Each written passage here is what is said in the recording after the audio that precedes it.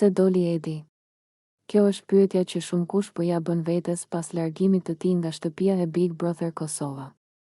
Një djalë fantastik, me kulturë, me qëndrim dhe me dinjitet që për shumë shikues përfaqësonte një lojë ndryshe, jo të ulët, jo provokuese, por të bazuar në mendim, karakter dhe respekt. Edi nuk ishte perfekt, por ishte i vërtet.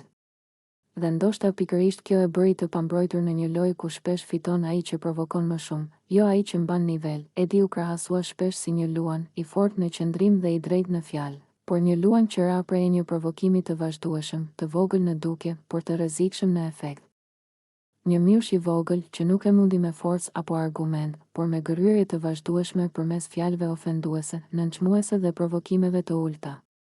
Fjalë që nuk godasin trupin, por lodhin mendjen dhe shpirti, derisa njeriu del jashtë vetes. Edi u shty drejt kufirit. Jo sepse ishte i dobët, por sepse ishte njeri. U provokua, u ngacmua, u nënvlerësua derisa reagoi. Dhe pikërisht aty loja u kthye kundër tij.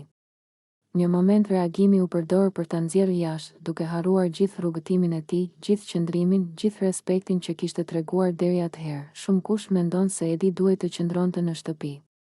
Jo sepse ishte pa gabime, por sepse solli diçka që rrallë shihet, dialog, reflektim, edukat dhe ndjeshmëri. Ai nuk e luajti lojën me thika pas shpine, por me fjalë ballë për ballë. Dhe kur i than ulu apo u përpoqën t'i hanin zemrën me ironi dhe nënçmim, Edi reagoi siç reagon një njeri i lodhur nga padrejtësia. Largimi i tij la një boshllëk. Një mungesë të dukshme në balancën e shtëpisë. Sepse Big Brother nuk është vetëm për zhurmë, por edhe për karaktere që e mbajnë peshën e lojës. Edi ishte një prej tyre.